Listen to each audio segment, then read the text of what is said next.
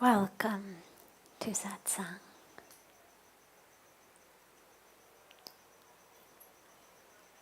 So beautiful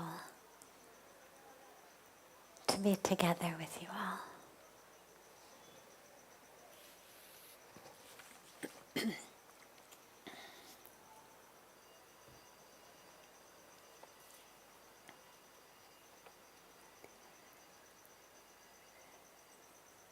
Beginning as usual with a question that comes in advance, and then we'll open it up to any questions that anyone here has.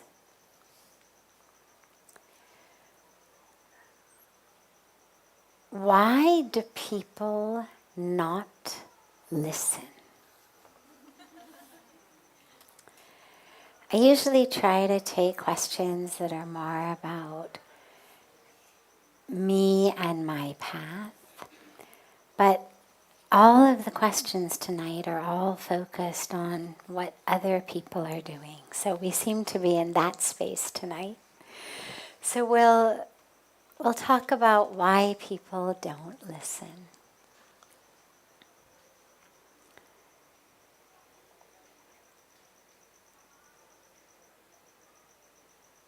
So there's a lot of reasons that people don't actually listen to what we're saying. From the very deep to the more shallow. On a deep level, it's really kind of obvious. People don't want to hear what we are saying. It's very rare that people don't listen when we say, I love you. It's very rare that you have to say, listen to me for God's sakes, I love you. Listen to me for God's sakes, you're the best thing in the world. Why don't you listen to me? It's usually, why don't you listen to me tell you about either what I need from you, which presumably I'm not getting, which is why I need you to listen, or what you're doing that isn't what I want you to be doing. And if you just would listen, then you would change. And the truth is that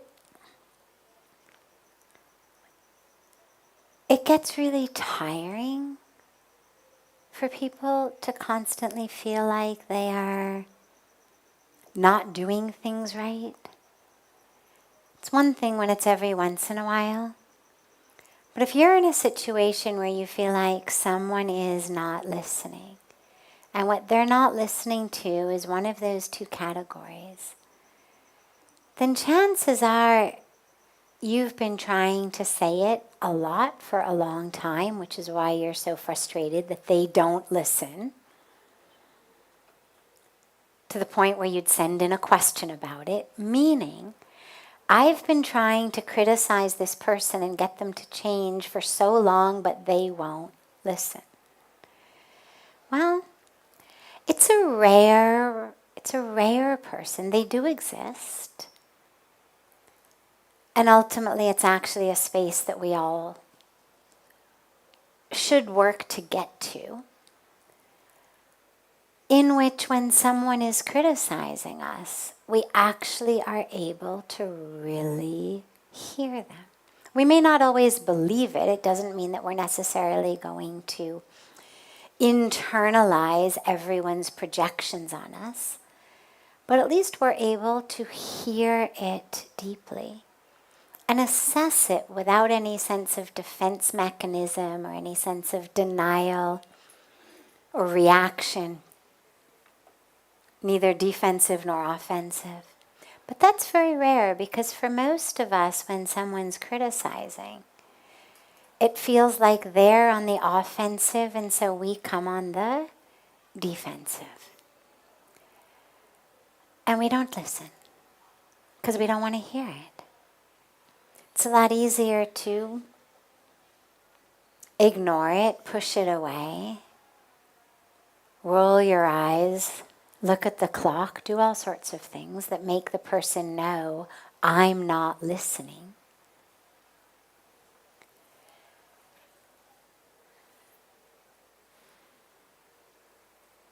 Because to really hear that, let's just assume for a minute that whatever you're telling them is correct, that it's not your projection.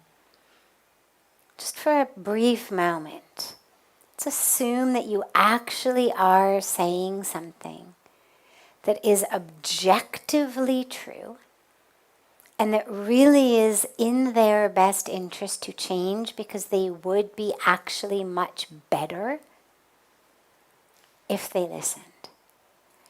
Well, that's going to touch people in a very difficult space, because what it means is who you are right now, the way you are right now, is not right. Nobody wants to hear that. We're hard enough on ourselves.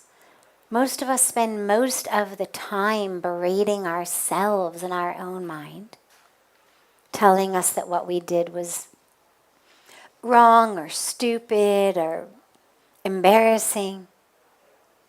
The last thing we need is to hear it from another person also. So we don't listen. Now there's another reason that people don't listen, which is just the superficial level of what's happening today with people just being distracted. I mean, even if it's not you telling them something that's wrong with them or something you need, but just trying to have a deep conversation about anything. In general, people have stopped listening. If you can't get it out in 30 seconds with captions, people can't hear you. They're scrolling their phones while you talk. I mean, how many times do you have a conversation with someone who's literally, it kind of blows my mind actually, because it wasn't very long ago.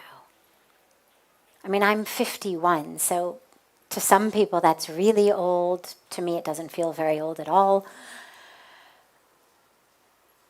There was a time not that long ago in my life, before smartphones existed, but where if I had something in my hand that I was looking at and playing with, whatever it might have been, even if all I was doing was fidgeting with it while someone was talking to me, that some adult would say to me, "Put that down, young lady. That is rude. Look at someone when they talk to you." You would never have dreamed. I mean, could you imagine, for days prior to smartphones, could you imagine someone's talking to you and you pull out a book? I mean, literally, you just open up a book right in front of somebody's face, put on your glasses and start reading. Right? And could anybody imagine ever doing that? Somebody's talking, you open the newspaper, right? And yet, somehow, with the phone, we've got this collective agreement that that's okay to do. But it's the same thing. So one reason people don't listen may very simply be they're addicted to distraction. And the solution for that is not to get frustrated or angry, because they're not purposely doing it. They're as much a victim of it as you feel victimized by them not listening. And the way around that is simply to say to them, when would be a good time to have a conversation with you? Okay, clearly I see you're busy right now. No problem. It's not a rush. When would be the right time to come back and talk to you? Because what that does is it points out that you recognize that they're doing something else, that that's not conducive to a conversation, but that you're not going to be the one to say when is the right time to have it. Maybe they're doing something important. Maybe their stocks are all crashing right as you're trying to talk to them. Who knows? But get from them a time that's the right time to have a conversation. It'll make them understand that what you want is something different than what they're currently doing. And I can't imagine anyone saying there is no good time. Maybe they'll say in an hour, in half an hour, how about tonight, how about tomorrow morning? And then have your conversation. But I think that we all have to essentially come to terms with the fact that we now have these sources of distraction. And we can't wish them away, but we have to nonetheless not concede to live our lives in a way where we never have deep conversations, where we never look in each other's eyes. And depending on your relationship with that person, just navigate what's the right way. If it's someone you're in a family with, a spouse, a child, set some parameters. No phones at the table. No phones between this time and this time. It's family time. Whatever it may be.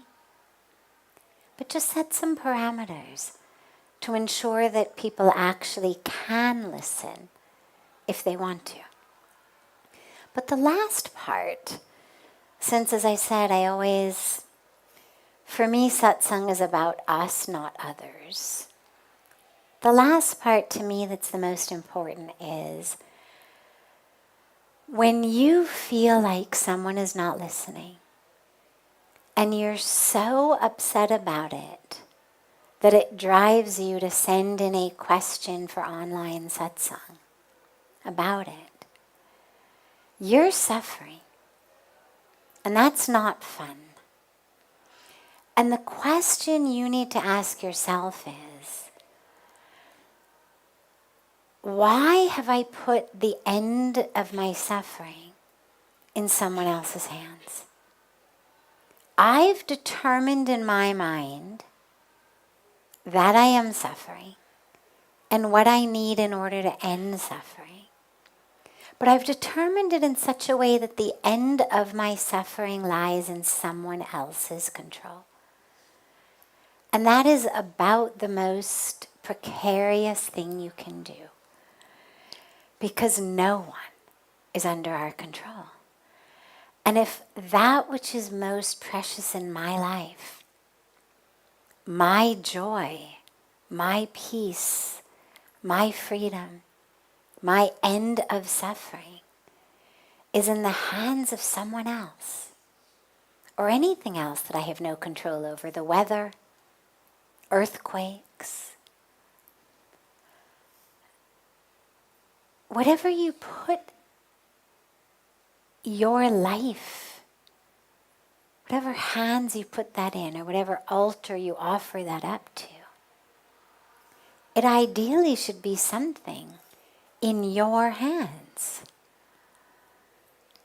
Otherwise we stay slaves.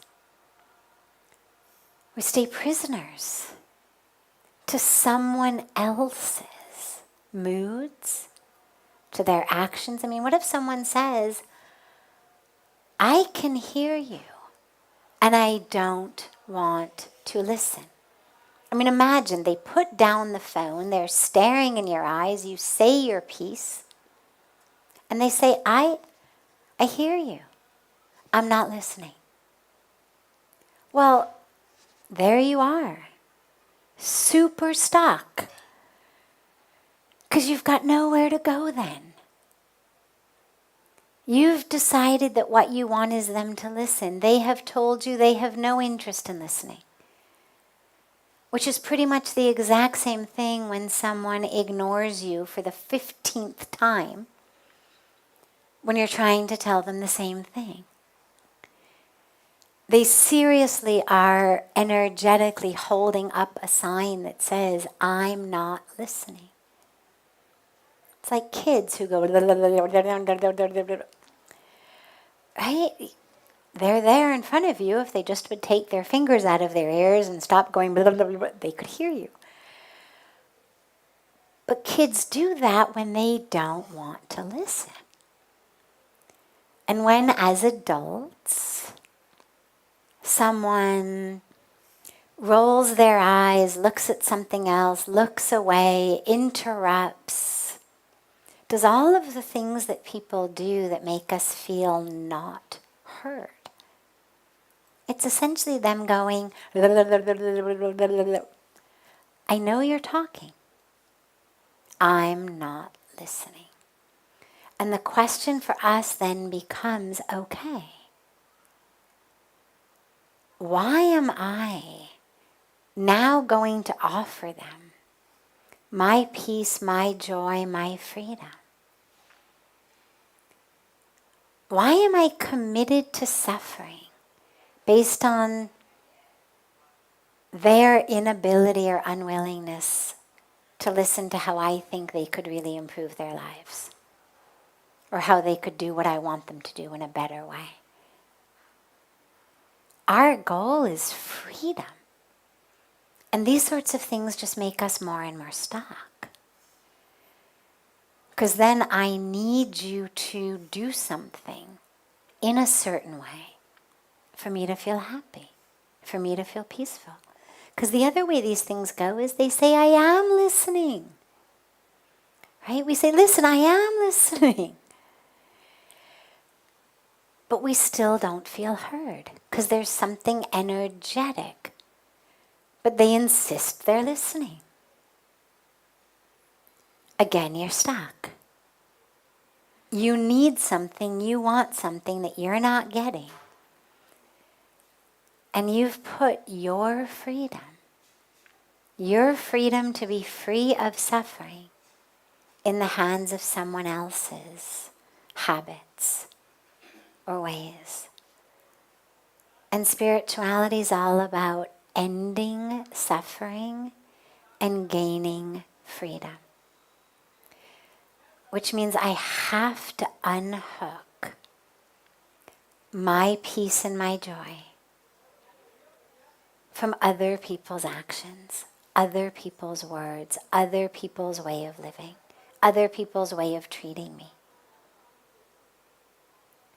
So yeah, there's a lot of reasons people don't listen, but more important and more interesting than that is not why don't they listen, but why can't I be in peace even though I don't feel like they're listening? Why can't I be happy even though they're not listening the way I want them to? That's the interesting question. Because that's the question that actually takes us somewhere. And of course, that then becomes about each of our own psyches and what we think we need. But what spirituality gives us through our practices of insight, of introspection, of contemplation, of reading spiritual books and scriptures and works, listening to the words of saints and gurus and wise ones, and doing our own internal practices. Where we get is a place that says, I don't need to run my life based on these trigger points on my psyche. Right? And we've all got trigger points. Someone pushes this button, it triggers me in this way. And we have different trigger points. Put 10 people in a room, somebody says something. One or two of them may walk away feeling like that was the rudest thing in the world. The other 8 or 9 have no idea that anything even happened. It wasn't their trigger point. So spirituality is that which enables us to get free from our own trigger points simply by noticing them. Okay, so maybe I grew up feeling not listened to. Maybe I had really vibrant and kind of dominating older siblings or younger siblings who kind of took all of mom and dad's attention, and I never really felt listened to. And so that's a little trigger point in my psyche. Okay, beautiful. Welcome to the human race. We all have trigger points. But now I don't need to ruin my peace, my joy, my freedom, or my relationships because I've got this trigger point. And so through our practice of meditation, of yoga, introspection, we learn to see what they are and then to become free of them, just to notice them. Oh yeah, there's my trigger point, okay. I don't have to get upset about it. I see it over there. I recognize it. But my heart is still open.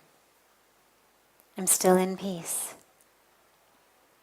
And that's the way that we deal with this. Because that's the only path that matters, not why can't I get someone else to do what I want. That question will take your entire life. And you still won't solve it. At the end of your life, you'll realize, oh, I guess I've got to come back next life to really teach them. They still haven't learned. So don't get stuck on that particular treadmill. Questions?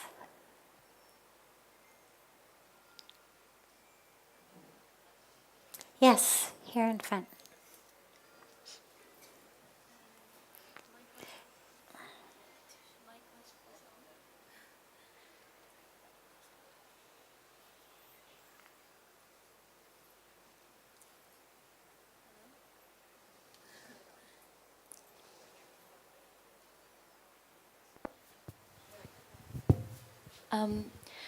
My question is more to do about kind of setting yourself with spiritual expectations and then perhaps not fulfilling them in a way that you want to or hope you want to.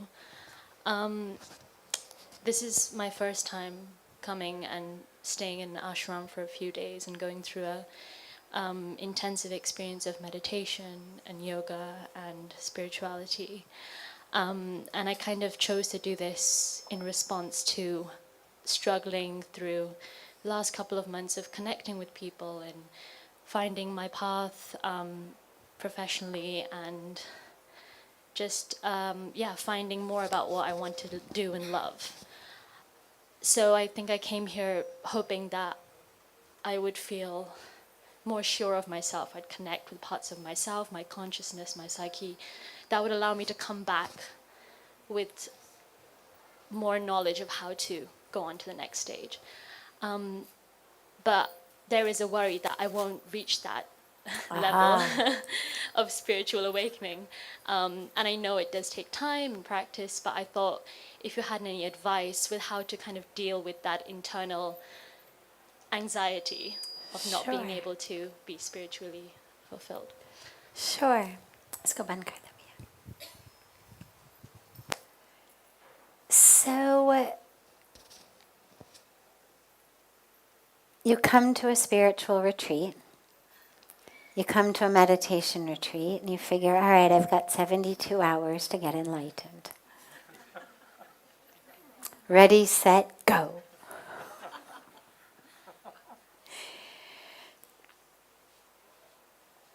We laugh, but it's really common. It's really common. I'm going to go off to a retreat, and I'm going to have this experience that's going to make me awake, enlightened.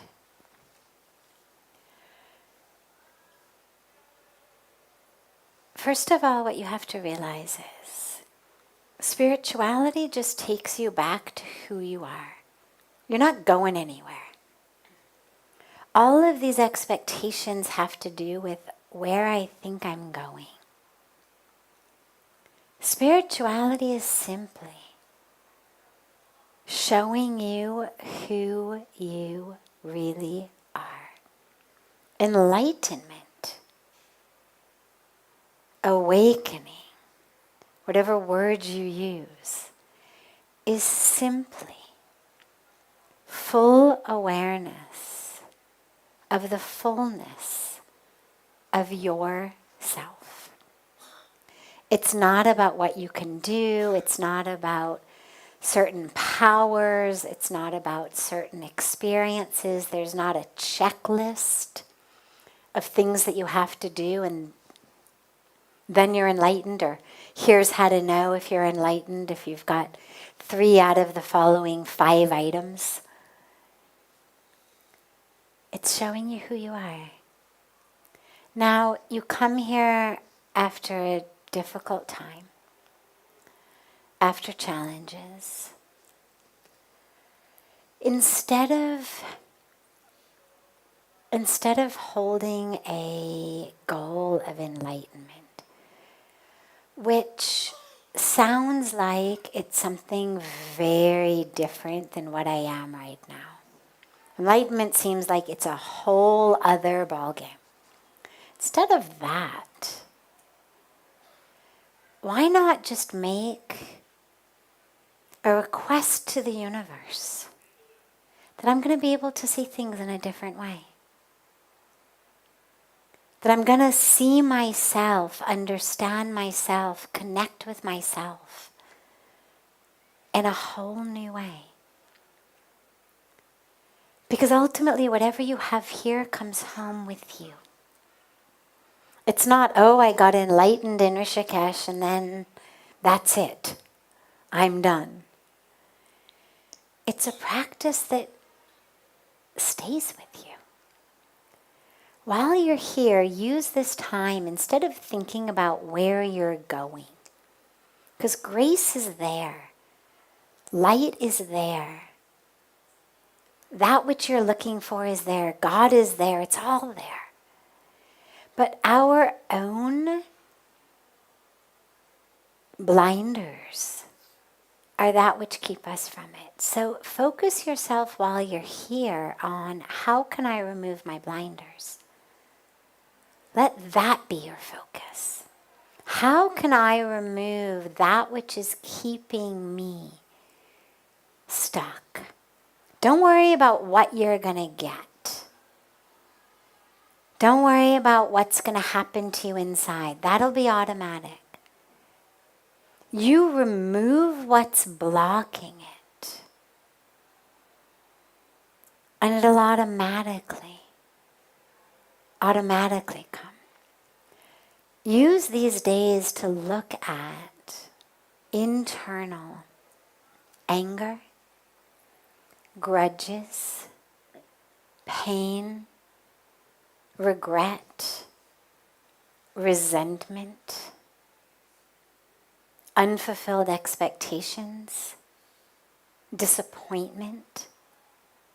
Look at all of those and let go of them one by one into the sacred fire, into the waters of Mother Ganga. If you can let go of those, that's what keeps you from actually living in the joy and the peace and the light that you're looking for. It's not that we need to bring it in from outside somewhere. It's that we simply need to remove our internal blocks. For me, the way that I always think about this is, if you have a heart attack, what causes a heart attack? It's not that blood stops flowing. It's that your blood vessel is so stuck, so full of junk. Call it plaque, right? The stuff that builds up on your blood vessels, cholesterol and whatnot. Blood is there, but your blood vessel gets so clogged that the blood can't flow and you have a heart attack. Spiritually, the same thing happens. Grace is there. The light is there. The divine is there. But we are so clogged up inside by our own ways of looking at things. My life is ruined. This was a waste. I was betrayed. This wasn't fair. I got cheated. I got harmed. This wasn't fair. Everything's lost. I'll never be able to do this or be this. We've got all these stories. If only this hadn't happened, or if only this had happened, if only I had done this. We're so clogged full of that there's no room for grace and light to flow. So use your time here to let go of that. Whatever stories you're telling yourself in your mind. We all have stories about why we are the way we are. Why we're not enlightened. What's wrong in our lives. What we're angry about. What pain we've been through. What grudges we have. What expectations should have been fulfilled but aren't. And those stories kill us. They define our entire lives and kill us. So let this be a letting go of your story. And that doesn't mean that it doesn't hurt. I know it hurts.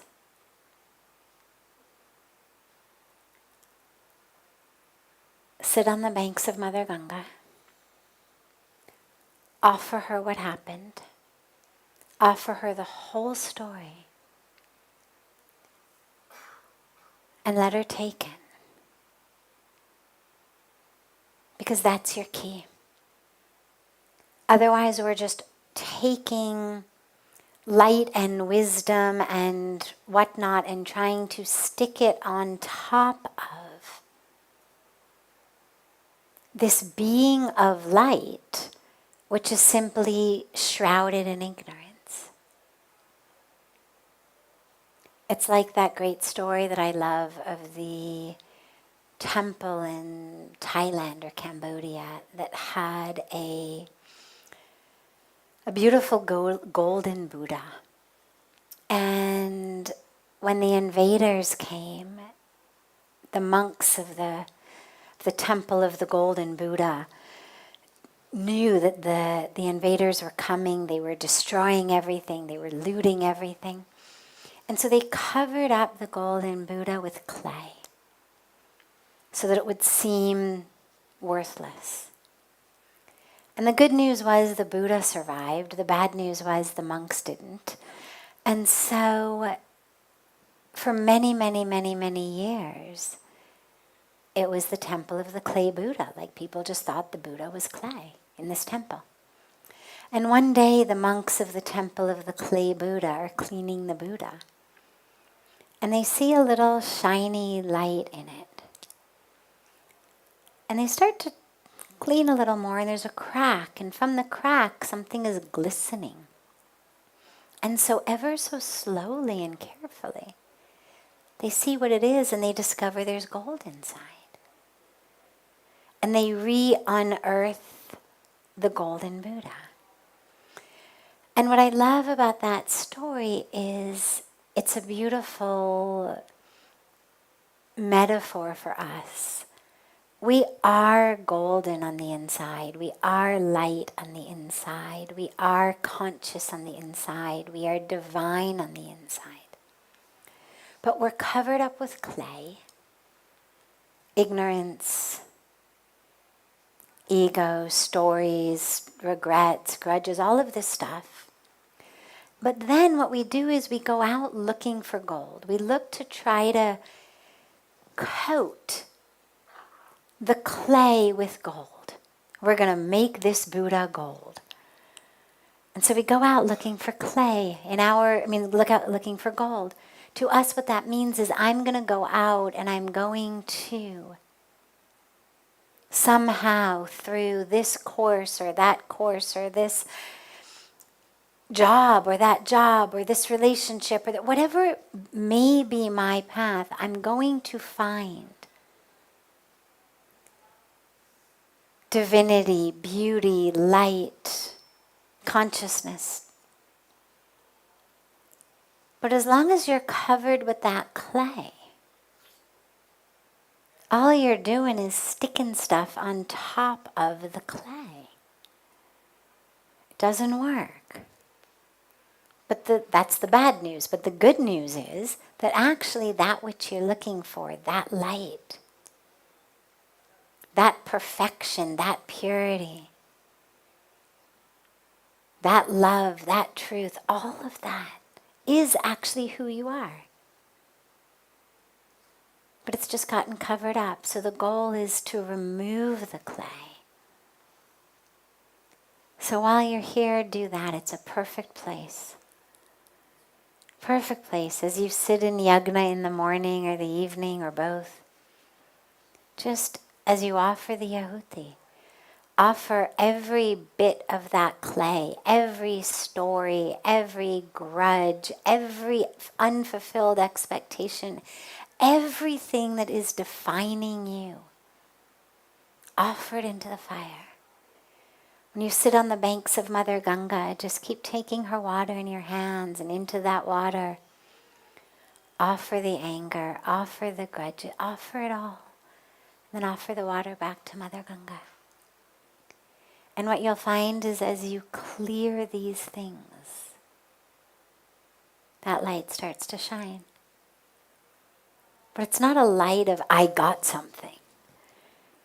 It's a light of, I'm here. I see myself. I've unearthed myself. You don't need to be changed. You don't need to be different. You just need to see yourself. So we need to unearth her. She's been buried under pain and struggles and identification and stories around the pain and struggles.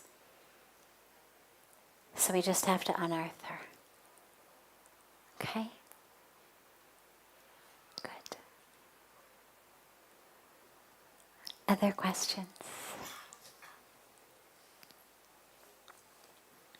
Yes.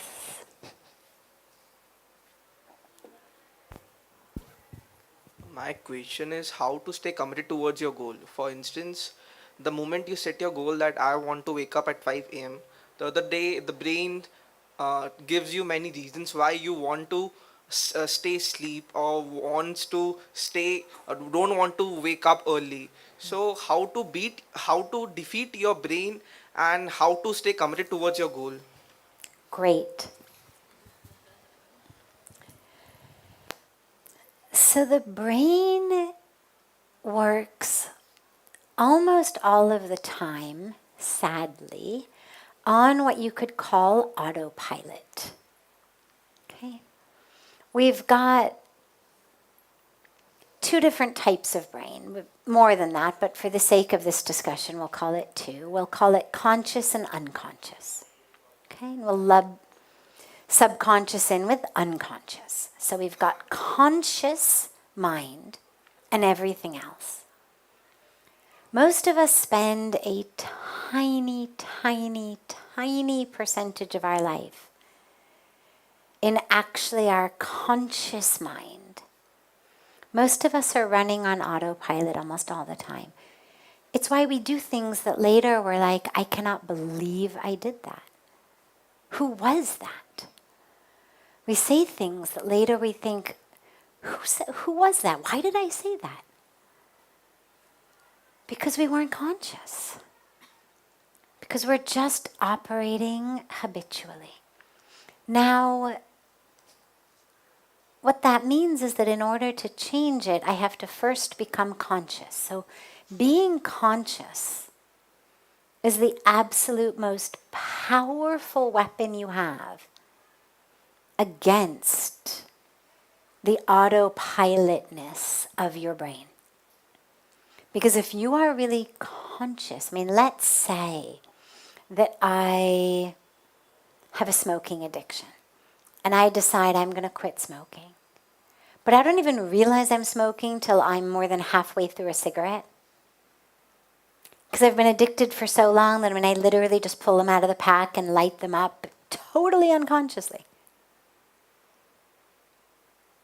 Well, even without anything else, if I simply became conscious, then I would know the moment my hand goes out to reach to grab a pack of cigarettes. Long before I found myself halfway through it, I would be present. Oh, there's my hand. Wait, I don't want to do that. I'm conscious, I'm aware. Because when you're conscious, you've got full control over your hands, your legs, your tongue, both what you eat and what you speak. We only do things with our arms and our legs and our tongues when we are not conscious, that we end up not wanting to do or regretting that we did, because they're habits. If we're conscious, we have full and complete control. There's nothing that you can't do. I mean, you may not be able to, do backflips on a balance beam, but within reason, there's nothing that you cannot do with these hands, these legs, this mouth. When you're conscious about it, you can say what you want, not say what you don't want, eat what you want, not eat what you don't want, do what you want with your hands, not do what you don't want, go where you want, not go where you don't want with your legs. Because we're conscious. But most of us function on just such autopilot that we are slaves to the habits. My favorite story about this is the friend of a very beautiful, no longer in his body, but was a very, very beautiful spiritual teacher. And he would tell the story of his friend who, every day when the friend went to work, he got off the bus to his work right in front of this pastry shop. And he would go into the pastry shop and buy pastries before he went to work. And then he decides he's going to stop eating sugar, so no more pastries. But every day, nonetheless, he still finds himself sitting down to his desk with a bag full of pastries. And he cannot figure out how this is happening. Every day he's going in and buying the pastries. So his friend, this beautiful spiritual teacher, says to him, well, why don't you leave your wallet at home? And the guy says to him, what, you mean I should steal them?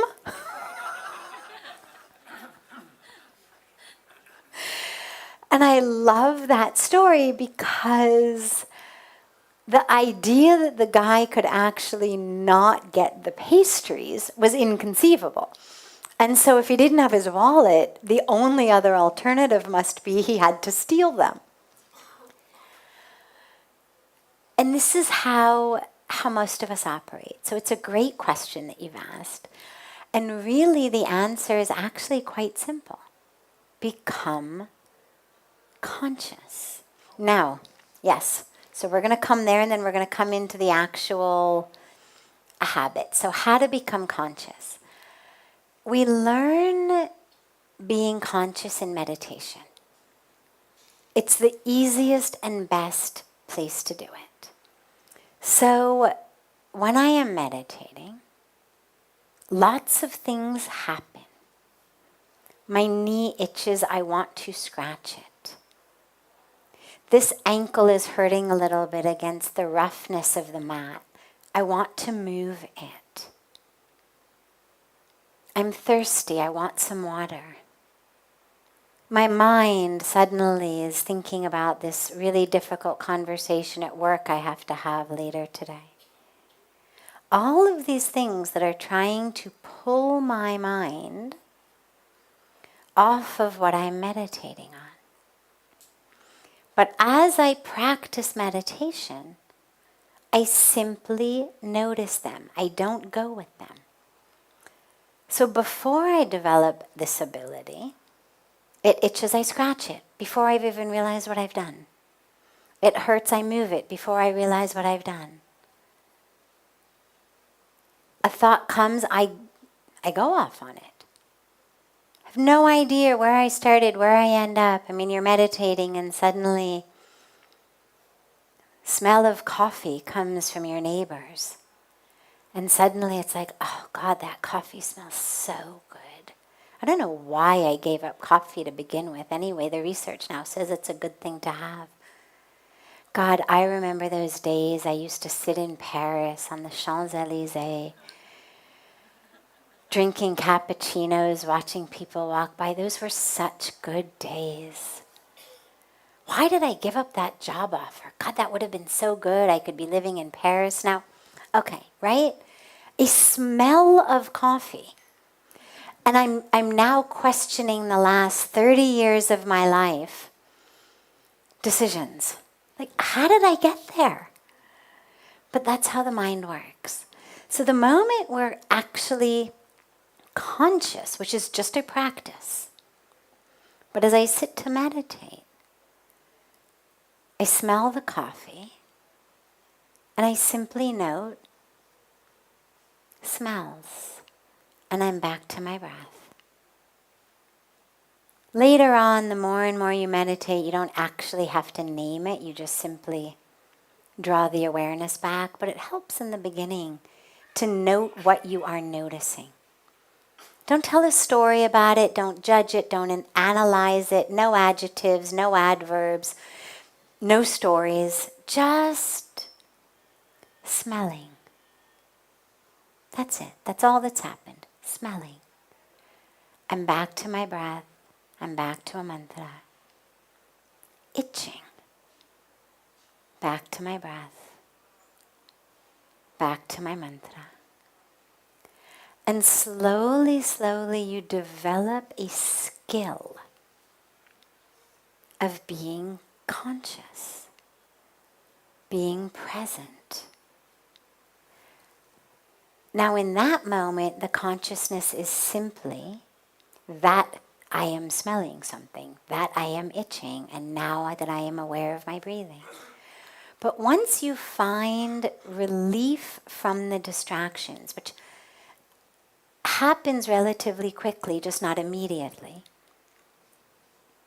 then that consciousness starts to actually expand.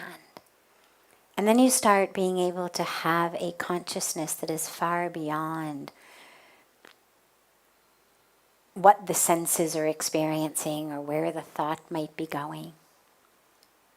But it begins by simply being aware. You notice it. You realize that you are separate from it because you're the one who's watching. I'm the one who notices I'm itching, which means I'm not the itch. I don't have to scratch it. I've got a choice. I've just noticed it. And that technique and ability stays with you the rest of the day. So you find that you are, as I said, in control of the hands, the feet, the tongue, because you're aware, you're conscious of what you're reaching toward, what you're grabbing for, what you're pushing away. You start to notice it. Grabbing. Whether it's for a gulab jamun, whether it's for appreciation from the boss, whether it's for anything. What are you grabbing for? What are you longing for? What are you pushing away? That sense of aversion, we just become aware of it. We don't have to act on it. We just become aware. And so that's when you gain this conscious control over your life. But going back to your specific example about getting out of bed in the morning, Any of these types of habits, they take a while. This is why I began by saying the brain functions on autopilot. It's just a habit. It's a groove, literally. Neurologically, we say a neural network. In India, we talk about sanskaras, grooves in our psyche. This is how we do things. This is how I react. And in order to change it, all you have to do is commit to changing it and then stick with it for a few weeks. And you'll lay brand new networks, brand new patterns, brand new grooves. But it takes usually at least a few weeks, in some cases a couple of months. But we're not talking decades. Short period of time, just commit. And if you find that you're hitting the snooze button, you can do what I used to do in college, which was put my alarm clock at the opposite end of the room so that you can't actually hit it from bed. You've got to get up. You've got to walk across the room in order to turn it off. Once you're up, you're up. Then you just need a little bit of willpower not to actually crawl back under the covers. But the snooze button happens kind of while we're still asleep. We're not even aware of it until we wake up hours later and realize, oh my God, I hit the snooze button. I never got up. So just stick your alarm on the other side of the room, as far away from your bed as possible, and make it as loud as you can so that you can't sleep through it. The other thing that you can do that works is start giving yourself sort of rewards and punishments. So you don't get breakfast until you meditate. Missed getting up early? Okay, well, whatever time you did get up, if you don't meditate, you're not getting breakfast. And then be strict with yourself. Set up some of these little techniques. They're just techniques to keep you going for enough days in a row that it becomes its own habit, and slowly, slowly, slowly, that'll become your new habit. Last piece about this is, one of the things that keeps a lot of us from getting up in the morning is we don't get to sleep on time at night, and so we're really tired. And no matter how many times we say, I'm going to develop a pattern of getting up early, each night when we get to bed much later than we had hoped, we say, well, not tomorrow because I really need to sleep. So day after tomorrow, I'll start getting up early. Tomorrow for sure I'll go to sleep on time. Never happens. Instead, make yourself get up. Nobody ever died from lack of sleep for one night. Get up on time, no matter how many hours of sleep you've had. Because what that means is you're going to get to sleep early that night. If you actually got up on time, even though you went to sleep late, you're going to be so tired that now you will sleep on time. And thus you will get into a good pattern. So make yourself get up regardless of what time you go to sleep. And just be strict with yourself for a couple of weeks. First it just takes willpower. And then it becomes its own habit. And it's how we change anything in our lives. But you can do it.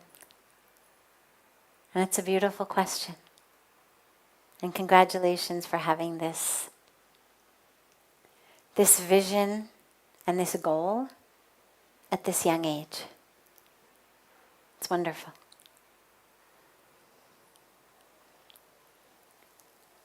Have a beautiful rest of your evening. A beautiful morning and day to our family joining us from all over the world. And I look so forward to seeing you all tomorrow. And as we mentioned on the Ghat, most of it was in Hindi tonight, but we're having this beautiful Ram Leela program that starts at 8 on the Ghat, which is the story of the Ramayana.